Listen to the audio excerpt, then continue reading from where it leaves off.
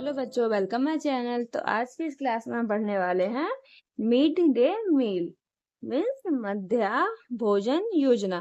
तो ये कब स्टार्ट किया गया और ये होता क्या है?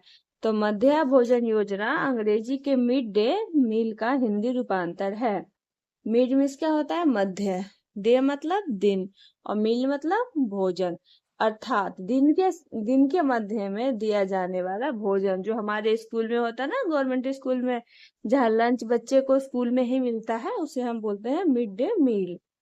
तो चलिए इसके बारे में हम आज पढ़ेंगे। मध्याह्न भोजन जो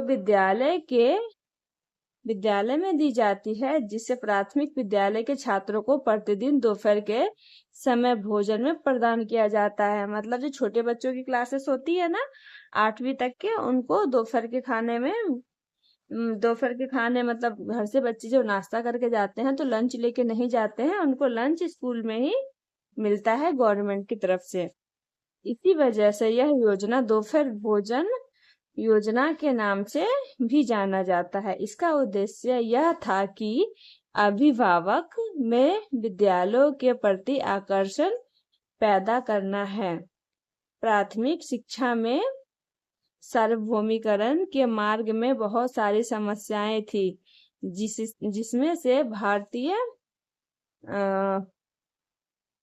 भारतीयों का निर्धन होना एवं गरीब होने के कारण अभिभावक अपने बच्चों को खाना ही नहीं खिला पाते थे।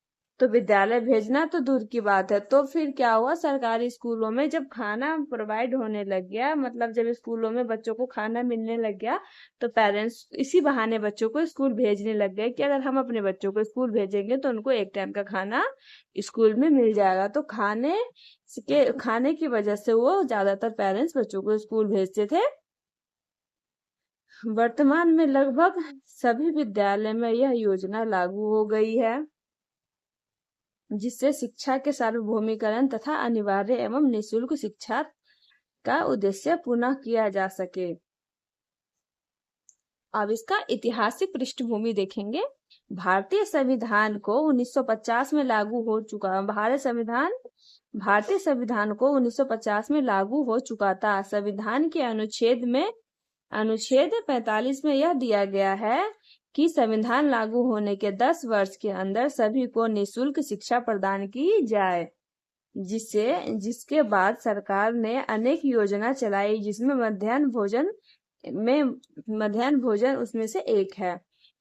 इसे 1995 में लागू किया गया था, जिसमें यह था कि 80% उपस्थिति होने उन्हें 3 किलो गेहूं या चावल भी दिया जाता